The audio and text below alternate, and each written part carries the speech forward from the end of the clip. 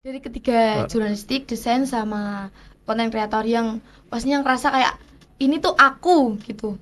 Oh, Ada kalau nggak itu mas? ada, khususnya di Desain, desain grafis. Jadi memang dari awal itu passion saya itu di desain. desain.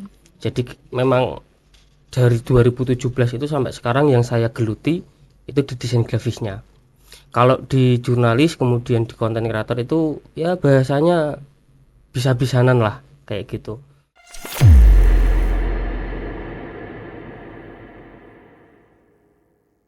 Assalamualaikum warahmatullahi wabarakatuh. Kembali lagi bersama saya Anggun Kusuma di segmen Ruang Cerita Kita. Nah, kali ini kita kedatangan tamu spesial banget. Beliau ini banyak banget pengalamannya terutama di dunia jurnalistik, desain dan juga konten kreator. Beliau adalah Mas Faiz Yahya. Ya, Mas ya. Betul. Oke, jadi Mas Faiz gimana nih kabarnya nih? Alhamdulillah sehat Gun. Kalau nggak sehat nggak sampai sini. Alhamdulillah. Ini bisa kenalan dulu ke pendengar dan aktivitas sekarang tuh apa Mas nih? Oke, eh perkenalan singkat, singkat aja ya. Iya. Nama saya tuh Ahmad Faiz Yahya. Bisa dipanggil Ahmad, bisa dipanggil Faiz, bisa dipanggil Yahya. Boleh. Semuanya kalau saya dipanggil itu nengok, insya Allah. Iya. Asli dari Demak, Mm-mm. dari desa Mojo Demak, Kecamatan Wonosalam. Untuk kesibukan saat ini saya sibuk, ya alhamdulillah sudah ikut berkhidmat di MTS Darul Ulum Kerangkulon sebagai staf TU. Kemudian organisasi juga alhamdulillah saya masih masih aktif sampai Oke. sekarang, mulai dari di Ikatan Pelajar Nahdlatul Ulama, kemudian di Karang Taruna, di Pramuka juga masih aktif sebagai andalan Kuaran, kemudian Ansor, KNPI, adalah semua insya Banyak Allah. banget ya. Ya selagi masih muda sih Gun, kita apa memanfaatkan waktu kayak Heeh. gitu. Ini Masnya masih aktif di dunia jurnalistik atau desain atau konten kreator nih saat ini? Saat ini ya, Heeh. untuk di dunia jurnalistik ataupun desain grafis dan konten kreator, saya masih aktif semua. Hmm. Jurnalistiknya juga saya masih, itu di Jendela Pelajar yang seragamnya saya pakai ini ya. Ini saya dirikan di tahun 2023. Sebelumnya sudah ada wacana ini itu di tahun 2020. Cuma terrealisasi di 2023. Jendela Pelajar ini salah satu platform yang saya bentuk untuk mewadahi teman-teman pelajar untuk mendapatkan informasi. Jadi makanya namanya Jendela Pelajar kayak Iya. gitu. Untuk desain grafis sendiri, alhamdulillah dari 2017 ya sampai sekarang itu masih masih menggeluti. Lama banget ya Mas. Ya bisa dikatakan lama ya. 2017 itu saya kelas 3 Tiga apa nih? aliyah. Iya. Jadi kelas 12 waktu itu mulai seneng sama desain. Awal-awal pakai Pixel Lab, bukan Pixel Lab, dulu awal-awal pakai yang namanya Pixel Pro. Tahu nggak itu? Nggak tahu Pixel ya. enggak tahu. Itu aplikasi jadul sebenarnya. Kemudian ya belajar sampai sekarang. Kemudian untuk yang konten kreator sendiri itu apa ya? Ya sebatas konten-konten kayak ya anak-anak Gen Z Iya sekarang lah ya, sekarang. kayak gitu. Itu terkait jurnalistik, kemudian desain sama konten. Kayak gitu sih, Gun. Dari ketiga Eh, jurnalistik, desain sama konten kreator yang pastinya ngerasa kayak ini tuh aku gitu. Oh, Ada kalau nggak itu Mas? ada, khususnya di desain, Desain, desain grafis. Jadi memang dari awal itu passion saya itu di desain. desain.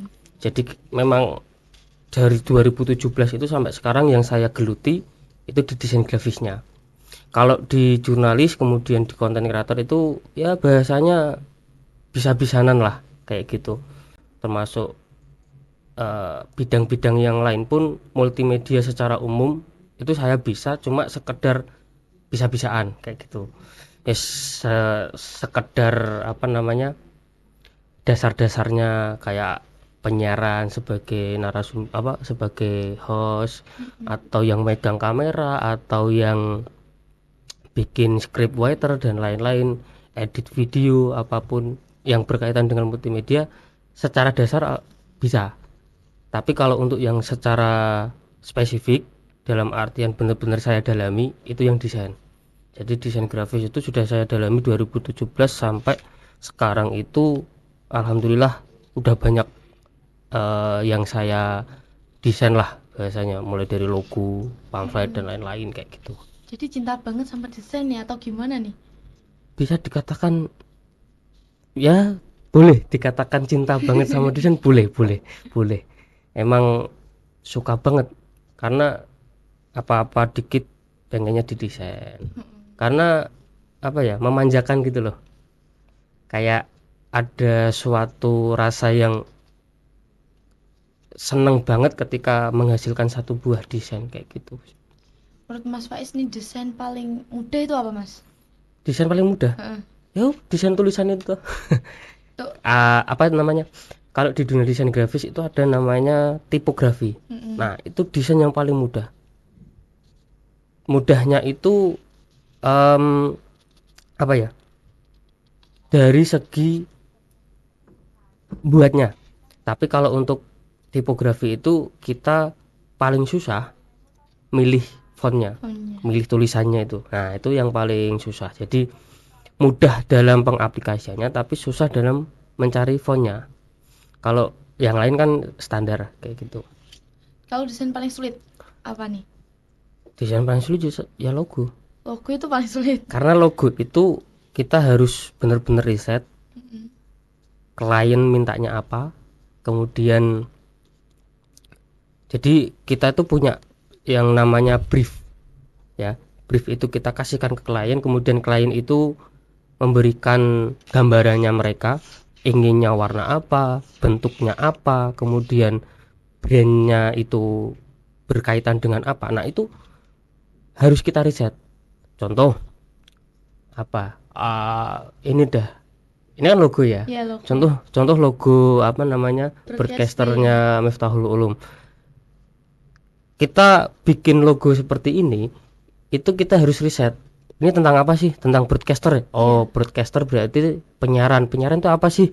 Ada logo YouTube, ada mic headphone kayak gitu. Nah, itu harus kita riset. Jadi benar-benar logo itu akan mewakili brand yang kita buat. Susahnya logo di situ. Jadi pembuatan logo itu tidak bisa saknyuan itu apa ya? Sekali duduk jadi, enggak. Tapi harus benar-benar mulai dari awal bikin briefnya, kemudian bikin sketsanya. Awal kita sketsa dulu.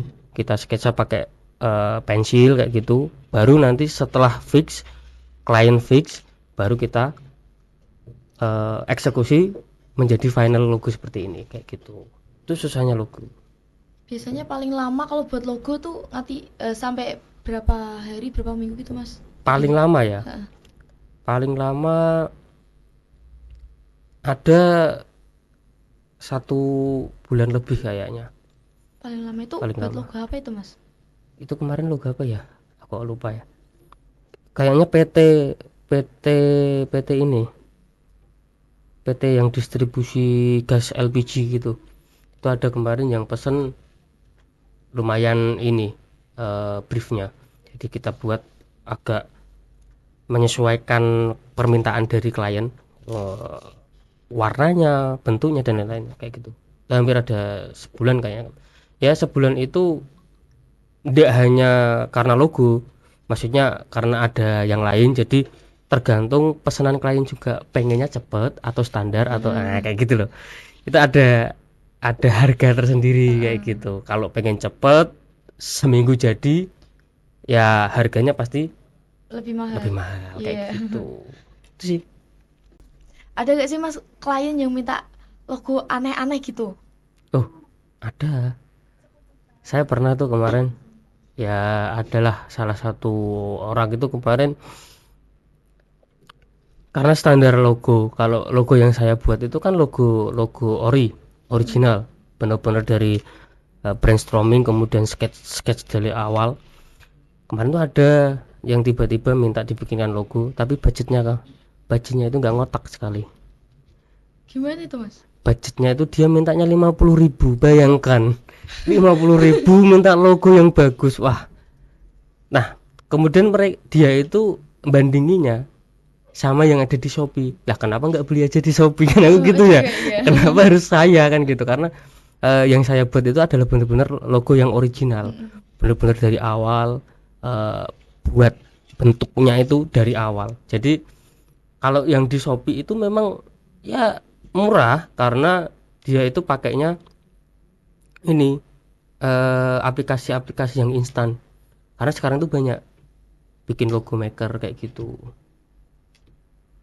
Banyak tuh apa ya, suatu permintaan klien yang sangat unik sekali kalau menurut saya itu.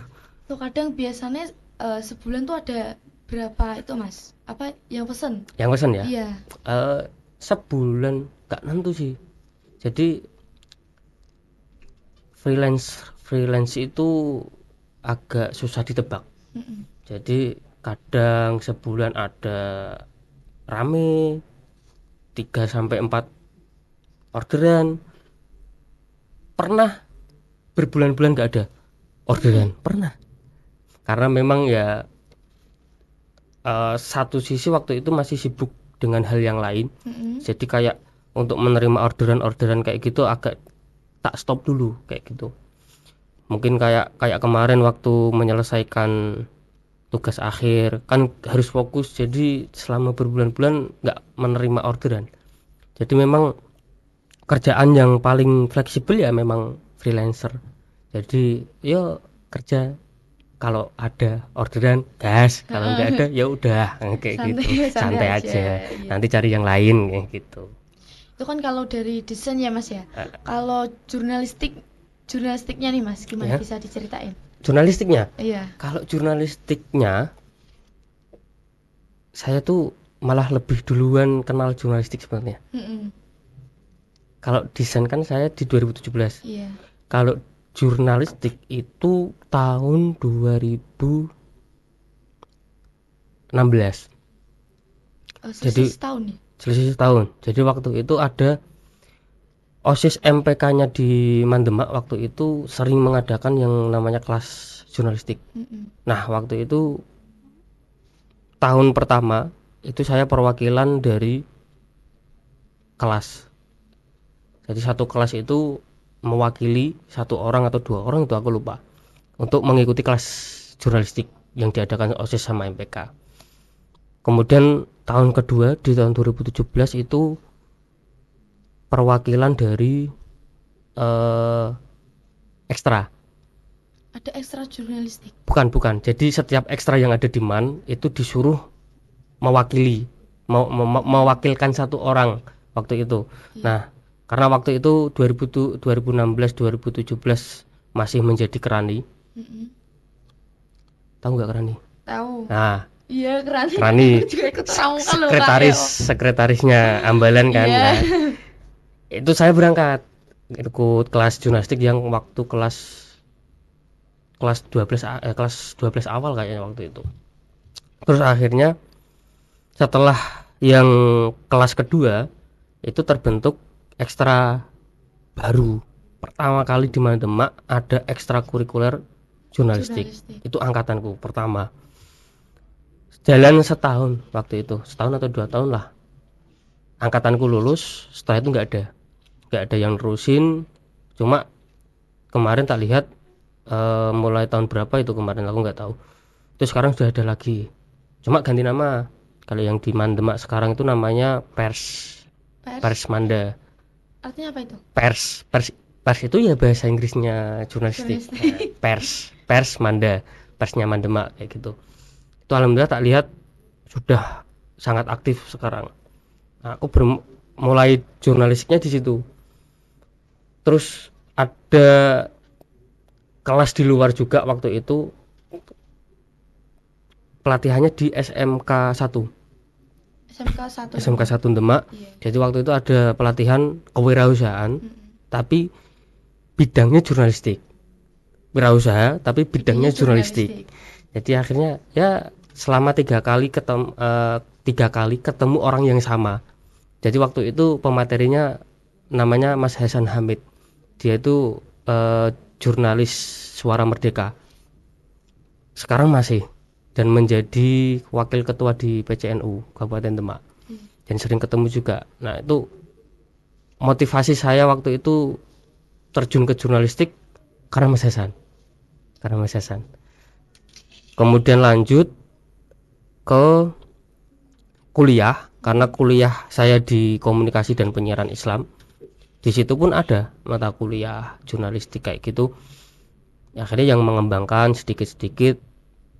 Cuma kalau yang di kampus nggak begitu terjun ke jurnalistiknya, malah kalau di kampus. Iya. Jadi jurnalistiknya itu tak kembanginya itu di rumah itu ya di IPNU, kemudian di Karang Taruna dan lain-lain, di organisasi yang ada di rumah.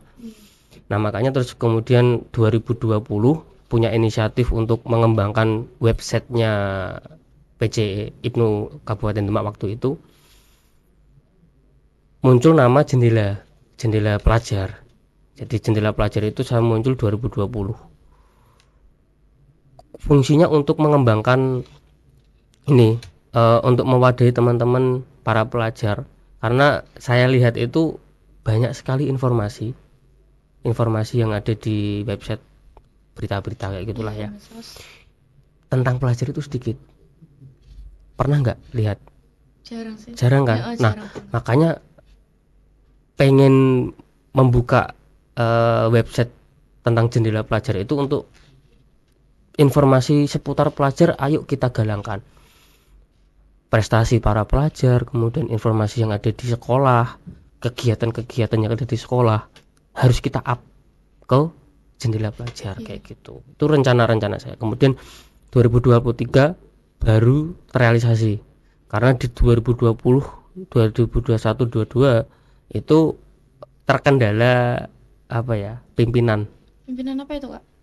karena ketuanya nggak mengiyakan. Jadi ya udah, daripada memaksakan untuk berjalan tapi tidak ada sokongan dari yang atas kan repot. Akhirnya di 2023 itu ketua yang terpilih waktu itu support untuk membuat website jendela pelajar. Akhirnya sampai sekarang website ini sudah ya lumayan inilah, bisa dikatakan besar ya, nggak besar-besar banget lah, tapi kita mencoba untuk selalu update kegiatan-kegiatan yang berkaitan dengan pelajar kayak gitu. Makanya teman-teman saya ajak di luar kepengurusan IPNU, itu pun saya ajak untuk bergabung di jendela pelajar. Kayak kalau di Demak itu ada yang namanya IPM, Ikatan Pelajar Muhammadiyah, kemudian ada teman-teman mungkin ada yang di forum OSIS, itu pun kita ajak untuk berkolaborasi dengan kita di jendela pelajar untuk update informasi terkait pelajar kayak gitu. Terus kan tadi kan jurnalistik udah ya, Mas? Udah. Terus desain udah, sekarang ini konten kreatornya Konten, nih. Ya. konten kreator. Kayak mana ya? Konten kreator itu lebih ke apa? Kayak ya udah, karena Gen Z suka dengan dunia konten. Iya. Kayak ya udah bikin video ala-ala kayak gitu, kemudian update dengan sekarang itu kan ini ya, TikTok, Instagram, Reels dan lain-lain kan sudah mulai booming. Jadi ya sudah, kita ngikuti aja kayak gitu. Jadi konten kreator yang saya lakukan itu lebih ke yang bukan ke konten kreator bener-bener kayak selebgram, tiktokers atau apa, itu enggak. Tapi konten-konten yang saya hasilkan itu lebih ke untuk pribadiku sendiri. Sama kalau mungkin ada konten-konten yang saya khususkan untuk yang di organisasi kayak di Karang Taruna, di IPNU, Pramuka dan lain-lain kayak gitulah. Jadi ya konten-konten seneng-seneng kayak gitu. Jadi lebih ke bukan untuk pekerjaan, tapi hanya untuk saya sekedar seneng-seneng kayak gitu. Itu untuk yang content creator. Mulai aktif konten kreator tuh dari kapan Mas? Mulai aktifnya? Konten kreator itu kayaknya kalau di Instagram itu saya mulai ngonten yang secara intens itu di 2020 kayaknya, waktu covid apa mulai menyerang Iya. gitu kan ya, itu 20 kayaknya, 20 sampai sekarang ya udah ya konten-konten seneng-seneng aja kayak gitu. Konten itu ini ya, konten kreator itu bukan hanya apa video itu ya, kayak reels atau TikTok itu enggak, tapi semua hal yang ada di sosial media kayak desain, kemudian intinya isi yang ada di sosmed itu namanya konten. Jadi yang namanya konten kreator itu tidak hanya khusus ke yang orang-orang bikin video enggak, tapi kayak desainer grafis pun kita bikin pamflet, kemudian infografis atau apa itu yang ada di sosmed, itu pun kita dinamakan sebagai konten kreator. Itu. Jadi enggak hanya video atau TikTok kayak gitu enggak. Apa sih Mas yang jadi motivasinya dari konten kreator? Ya untuk mengabadikan momen lah ya. Karena kapan lagi kita apa namanya melakukan hal ini, kemudian kita simpan filenya, kan kita nggak tahu. Kalau kita hanya melihat selesai ya udah, memori itu kan ada di sini, nggak bisa dilihat lagi, kan agak susah. Makanya suka dengan konten itu ya, ngonten untuk diri sendiri biar itu menjadi arsip nanti kalau kita sudah tua lah katakanlah. Kita lihat-lihat lagi isi galeri, aku biyen ngene yo. Anjir ya Allah, jebul biyen ngene kayak gitu. Kayak ada nostalgia kayak gitu loh. Gitu dari ketiga tadi Mas, ini yang paling yang paling menantang itu apa nih? Kalau yang paling menantang itu jurnalis sih. Gak desain nih? Bukan. Gak desain. Kalau desain itu ya ada lah menantangnya sedikit. Kalau bikin logo dan lain-lain ada menantang. Tapi kalau jurnalis, karena kita itu harus bikin informasi, berita itu harus akurat, harus sesuai, ya kan? Iya. Jadi kita dituntut untuk jangan sampai berita ini yang kita buat itu hoax. Jangan sampai kan. Tantangannya di situ. Karena seringkali kita menemukan anak-anak di luaran sana itu mendapatkan informasi yang hoax kayak gitu. Nah, tantangannya di situ. Apalagi kalau kita sudah menjadi seorang jurnalis yang profesional, tantangannya lebih gede. Kalau kamu pernah lihat ini siapa, Najwa Shihab, kan ceritanya itu banyak sekali dia mengalami sebuah tantangan, bahkan sampai harus ngeliput. Waktu itu kayaknya dia pernah ngeliput bencana yang tsunami waktu itu. Nah, itu kan dia tantangannya besar karena dia harus menghadapi di lapangan itu hal-hal yang tak terduga. Itu tantangan jurnalis lebih gede ketimbang seorang desainer yang hanya duduk nyantai bikin desain kayak gitu kan, nyantai. Cuma tantangannya kalau desain itu di sini. Iya, di pikiran, ide kreatifnya lah bahasanya kayak gitu. Kalau jurnalis itu tantangannya banyak, apalagi kalau jurnalis yang di lapangan itu beda lagi kayak gitu sih. Pernah gak sih Mas waktu terjun langsung ke lapangan nih, waktu jurnalis ngalamin tantangan langsung? Tantangan saat terjun sebagai jurnalis itu pernah gak ya? Bentar, kayaknya ada sih beberapa kemarin kejadian-kejadian yang tantangannya itu yang saya alami lebih ke orang yang ini, objek yang mau saya ambil. Kadang dia susah untuk diajak wawancara atau gimana, itu sering. Apalagi kalau kita harus mengambil objek itu orang-orang penting. Contoh bupati, gubernur, orang-orang yang punya jabatan itulah. Itu susah banget untuk kita mendekat untuk sekedar mau wawancarai, itu biasanya susah.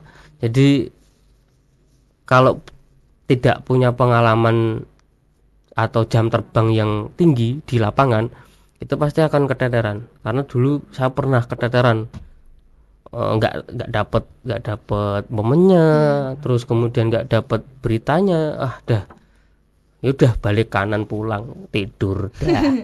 Rasanya gimana gitu Mas? Ya agak gregel sih, kenapa nggak bisa sih tadi kayak gitu, harusnya bisa kayak gitu.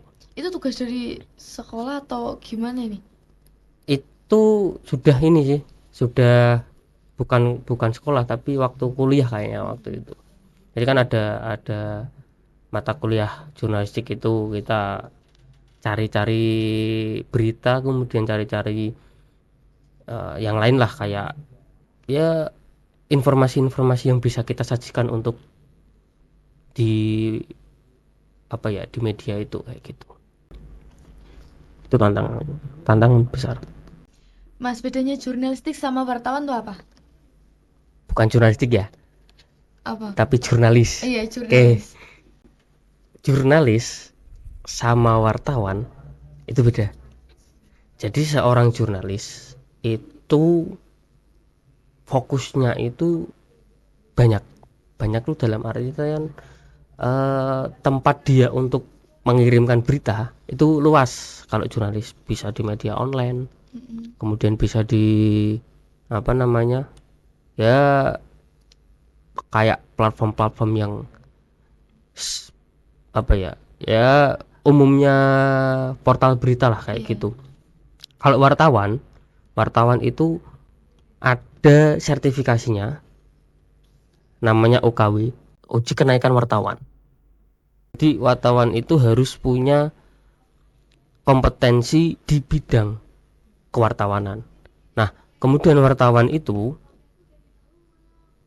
harus punya sebuah portal berita resmi. Contoh kayak Suara Merdeka. Kemudian apalagi Liputan 6. Kemudian detik.com. Nah, dia harus punya itu.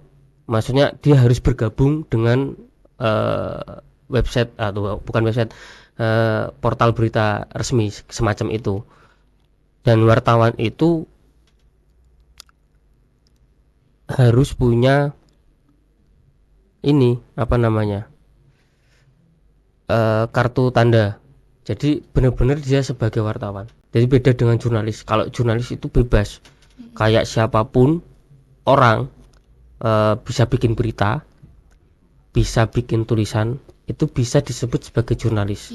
Tapi tidak bisa disebut sebagai wartawan, karena wartawan itu dia harus terikat dengan platform berita, terikat dengan dewan pers, kemudian terikat dengan organisasi wartawan sendiri, PWI namanya. Nah, itu seorang wartawan harus punya itu. Dan wartawan itu biasanya bekerjanya di platform portal berita yang benar-benar resmi. Dan resmi itu dia terdaftar di dewan pers. Jadi ada daftar? Ada. Jadi kayak Jendela Pelajar ini sebenarnya kalau kita katakan sebagai platform berita yang ilegal karena kita tidak terdaftar di dewan pers. Cuma kita di bawah naungannya Nahdlatul Ulama, dan Nahdlatul Ulama itu punya yang namanya NU Online. Nah, NU Online sendiri itu sudah terdaftar di dewan pers. Jadi kita asal nginduk aja lah, karena kita juga lingkupnya masih di NU. Jadi kita ya udah, karena NU Online sudah punya, kita ya asal bikin aja, biar bahasanya kita itu meramaikan kasanah berita yang ada di Indonesia. Karena kalau untuk resmi kita melegalkan diri ke dewan pers itu agak sulit, karena kita harus punya seorang wartawan yang asli wartawan profesional, sedangkan kita yang ada di organisasi itu rata-rata ya asal bisa-bisaan aja, asal bisa bikin berita ya udah bikin berita, kegiatan di desa diberitakan, kemudian kegiatan di sekolah beritakan, udah gitu aja. Jadi nggak profesional tapi bisa menghasilkan karya kayak gitu. Mas Faiz nih lebih mudah jadi jurnalis atau wartawan nih? Jurnalis.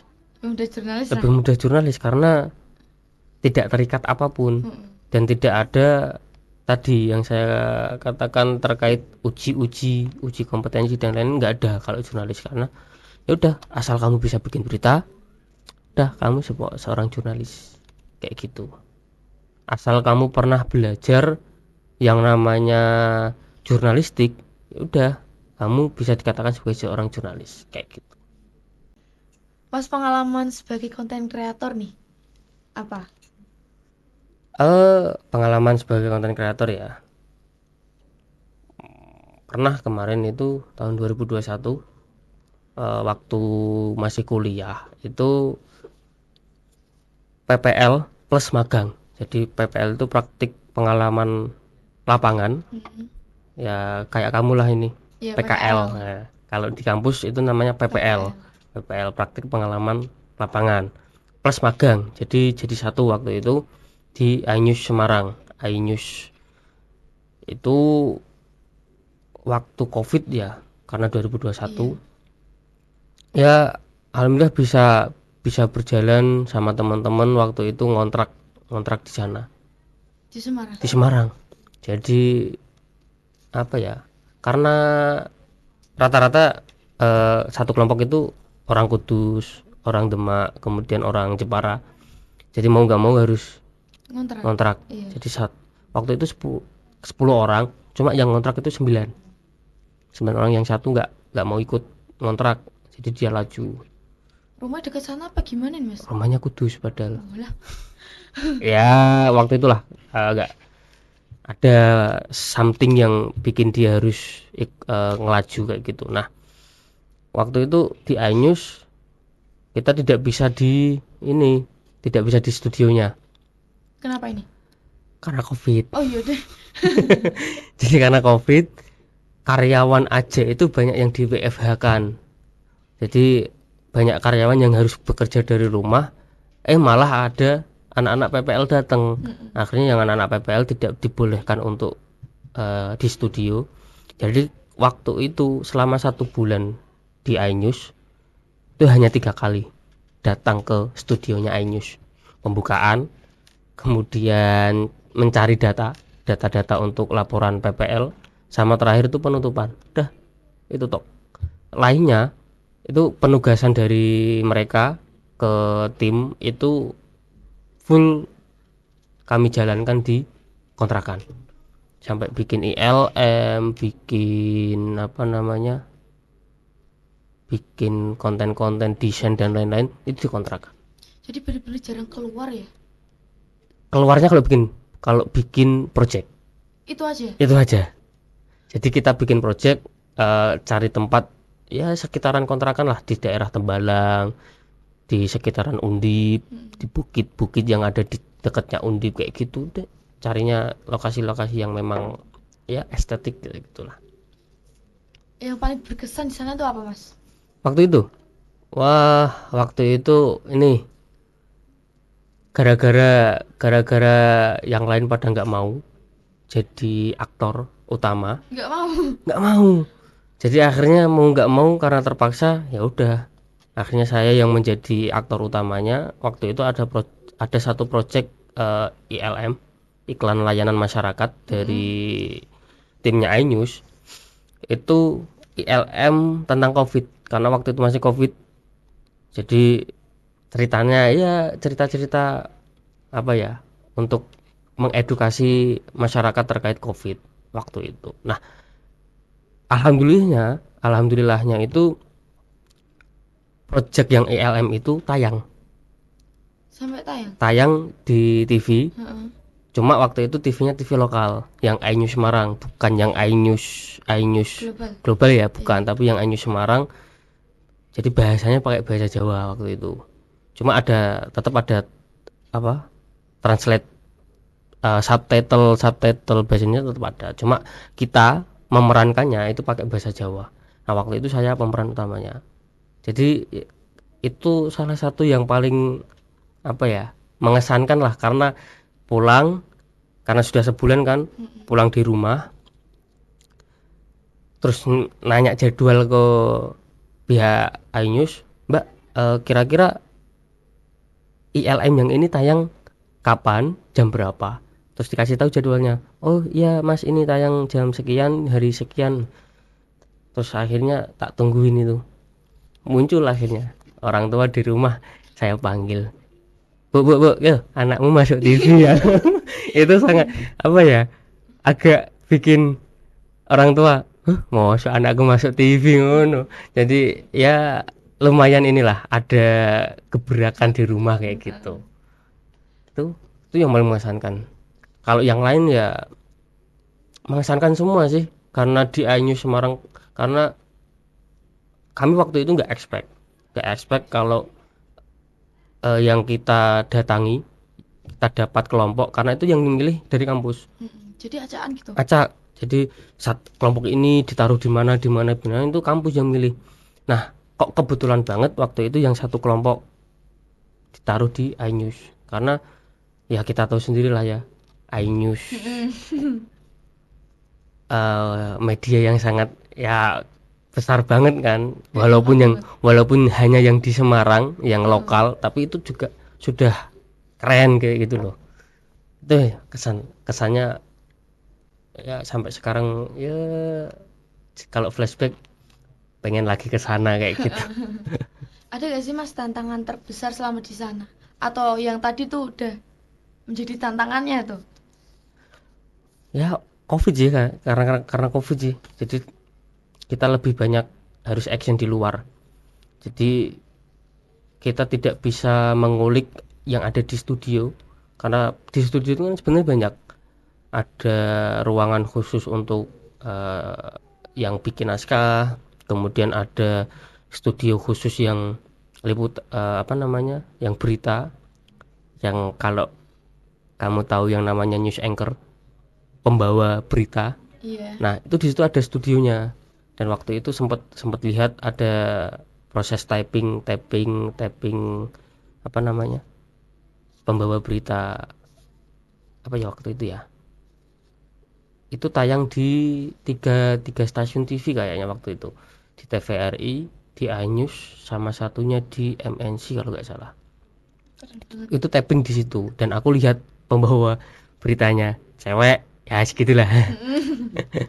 Jadi sebenarnya pengen belajar kayak gitu, apa mencoba menjadi seorang pembawa berita, kayak gimana sih kita bikin apa project yang sebagai news anchor, nanti yang ada yang di lapangan apa namanya, cari videonya itu loh, Iya. liputan lah biasanya, Liputan, video iya. liputan dan lain-lain. Nah, kita nggak bisa karena waktu itu COVID, dan di daerah itu sudah ada apa namanya, tim ini loh, koordinator daerah. Jadi di setiap daerah yang ada di Jawa Tengah itu sudah ada satu atau dua tiga orang yang di situ setiap hari memberitakan, yang dikirim mencari berita dan dikirim ke iNews yang di Semarang. Jadi mereka sudah dapat apa bahan-bahan liputan itu dari orang-orang yang sudah ada di lapangan. Jadi kalau ada anak-anak magang itu ya sekedar membantu sebisanya, atau yang belum apa ya, belum ini sama pihak iNews-nya kayak gitu sih. Dari perjalanannya Mas Faiz nih, pengalaman paling berkesan dari ketiganya tadi apa Mas? Satu yang iNews sih. Kemudian kalau yang desain itu banyak, apa bikin logo, bikin ini, itu juga mengesankan. Kalau desain itu saya paling berkesan itu ini, waktu kalau ada event, pernah ya megang event besar kayak gitulah. Jadi kita bikin brand grand design, jadi desain utama. Jadi dan lain-lainnya itu sempat pernah ikut bikin kayak gitu. Itu juga pengalaman yang lumayan ini sih, bikin nge-up value saya. Kalau bisa sambil belajar, kemudian bisa bikin project bareng sama orang-orang yang lebih hebat daripada saya. Jadi saya serap ilmunya, kemudian yang lainnya lah kayak gitu. Itu lumayan. Kalau jurnalistik sampai hari ini ya apa ya, belum ada yang mengesankan sih. Karena masih proses apa, mengembangkan. Iya. Jadi Jendela Pelajar ini juga masih proses mengembangkan. Jadi saya rasa perjalanan Jendela Pelajar itu masih panjang banget kayak gitu. Karena ini masih awal banget. Apa namanya, penonton ini yang ada di berita, pembaca yang ada di website itu paling banyak itu masih di angka 1000 orang. Padahal target kalau bisa ya, kalau kita melihat pelajar yang ada di Kabupaten Demak sendiri pun kan banyak sekolah, harusnya bisa lebih dari 1000 kayak gitu. Ya kita proses lah kayak gitu. Terakhir nih Mas, harapan dari Mas Faiz untuk pribadi atau umum nih? Oke, harapan ya. Kalau harapan saya ya ini, untuk Jendela Pelajar sendiri semoga bisa lebih mengudara kayak gitu. Ya lewat podcast inilah saya apa, mensiarkan bahwa di Demak itu ada platform yang namanya Jendela Pelajar. Mau ada teman-teman pelajar yang ingin eksis, nggak apa-apa, eksis aja. Jadi pelajar itu harus eksis. Kalau harapan pribadi sendiri ya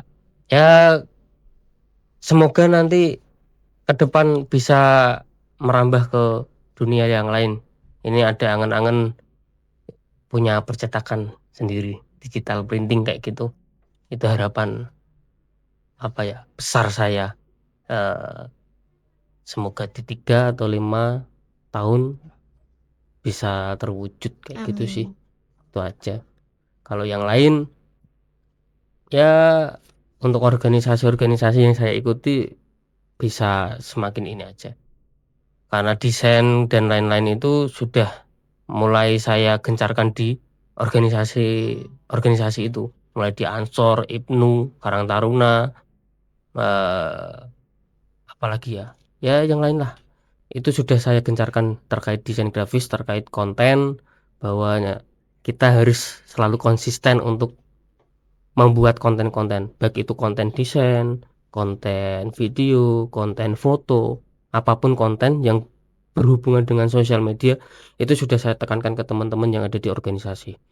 Itu penting untuk membranding organisasi kita, bahkan syukur-syukur bisa menjadi personal branding teman-teman. Entah itu yang suka apa ya, suka di depan kamera kayak gini, itu kan manfaatkan saja dunia sekarang, karena banyak teman-teman yang mulai merambah ke konten kreator.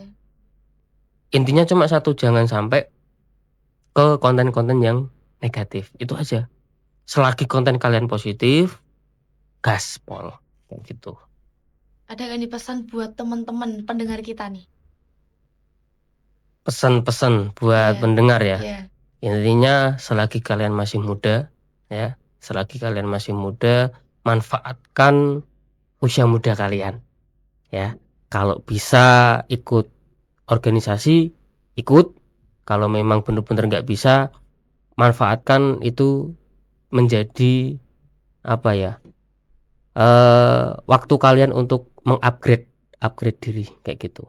Nah, saya pernah mengutip ini, yang saya suka itu dari seorang desainer grafis ya, profesional dari Medan, namanya Rio Purba.